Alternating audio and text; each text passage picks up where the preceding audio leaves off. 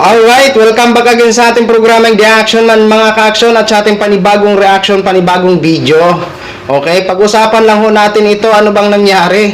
Bakit bigla yatang tahimik na? Ay salamat naman kung gano'n, no? Nang sa gano'n matahimik na ho ang bansang Pilipinas natin.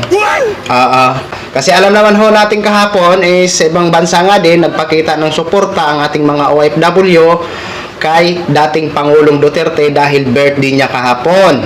Maging sa dito sa Pilipinas, sa iba-ibang kalugaran is napapanood ho natin, no?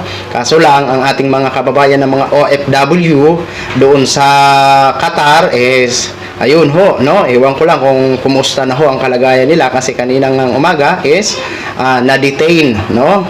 Ayan, kaya sana sa mga OFW, ulitin lang po namin ang pag-advise, no? Kung bawal sa bansa, na kung saan kayo, wag na ho nyong pilitin ha, kasi ikakapahamak nyo po yan. Okay? Pero wag ho kayong mag-alala. Oo.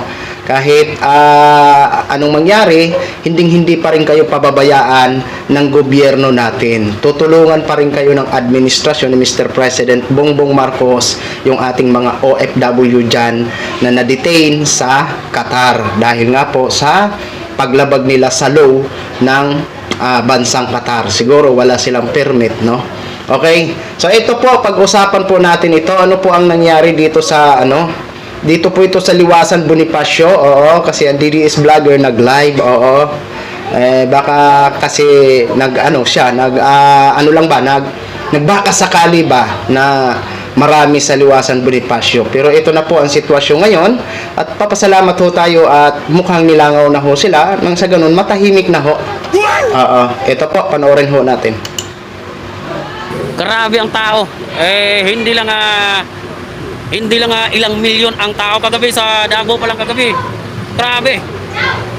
Ang dami kagabi sa Davao. Ayan po ang sitwasyon sa Yan po ang sitwasyon ngayon sa Liwasan Bonifacio. Ay nagpapakulay sa atin baka maiinis ang NS Nick Manuel. Ayan, thank you. Sabi niya, grabe daw ang tao kahapon, ilang milyon. Sige na, hayaan na lang natin ho. Sige na. Mag-agree na lang ho tayo sa sinabi niya na ilang milyon.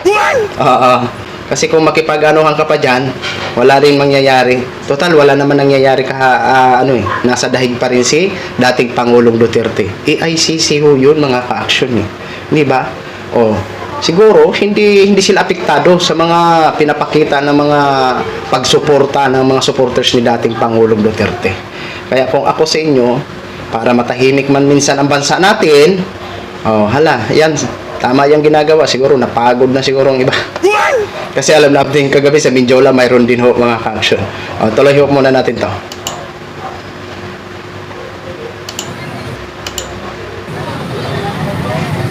Hindi pa rin nila nakikita yun na ilang milyon. Siya lang ang nag-birthday. Na buong mundo naki-birthday sa kanya. Di ba?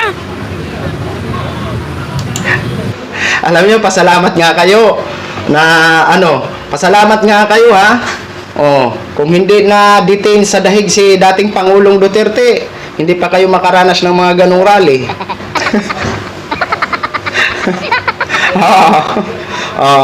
Kahit sabihin na natin, sabihin mo na mag-10 milyon yan bahala ka dyan sa buhay mo kung yan ang gusto mo paniwalaan.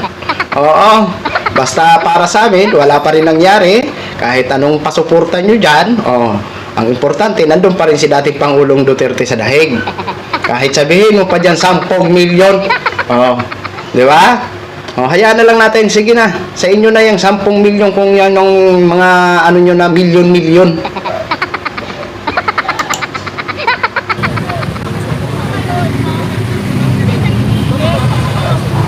Ayan, ang sitwasyon ngayon sa Liwasan Bonifacio mga ka-action, no? Wala nang Katapat naman. Wala na, ilang piraso na lang. Pinumura ninyo na. Sus Maria Josep. Hindi nyo ba nakikita kung gaano kadami ang tao kagabi? Miss A, shout out. Sabi ko nga sa inyo, itong sa Minjul pa lang kagabi, kung talaga nga tutuusin, kung nga pwede na sana nga yun lang ang sabi ko. Kaya lang ayan walang kapiraso na lang. Wala na. Yan na lang sila nagkumpul-kumpulan. Guinness World birthday ni PRRD. Ayan. Saan pa kayo? Opo, Mama Ayo. Yan po ang sitwasyon ngayon sa Liwasan Bonifacio. Hindi na po natin yan pag-anuhin kasi ano po yan, di ba? Sa Liwasa, sa kagabi, sa Mindiola, maraming tao kagabi. Oo. Wala din kinabukasan. Nagsiuyan di ba? Oo. Yun, nakakatakot kung halimbawa, yung tao, hindi sila umalis, tapos kinabukasan, dagdag ng dagdagdag, yun. Ano po yun? Medyo kakaiba. Pero wala Oo, tingnan mo yan, di ba?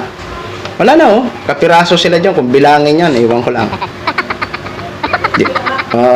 Medyo madilim kasi, kaya hindi ko masyado mabilang, siguro mga nasa mga nasa 20, 15. Yan po yun, ang sitwasyon sa Salamat naman at natahimik naman ang gabi ng NCR. Di ba?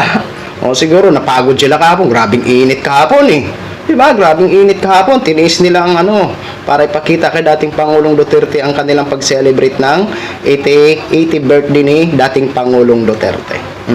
Wala naman tayong nakikita ang problema dyan kung araw-arawin pa rin nila dyan. Total, nasanay naman tayo sa kanila na halos araw-araw ang ilang piraso dyan. Dumami lang talaga. Kahapon nga. Diba? Kasi sa ibang bansa, nagpakita ng suporta ang ating mga OFWs. Diba? Dito sa Pilipinas, nagpakita din ng suporta. Pero wala naman tayong nakikita ang problema. Ano lang yun? Natural lang talaga. Freedom po nila magpakita ng suporta. Yun nga lang. Wala din nangyari. Nasa dahig pa rin si dating Pangulong Duterte. Diba? So yun lang mga ka-action, mga kakamping vlog, share ko lang sa inyo. Maraming salamat po sa ating mga viewers Luzon, Visayas at Mindanao all over the world. Ako po ang inyong lingkod, si The Action Man. Good evening, everyone. Beautiful.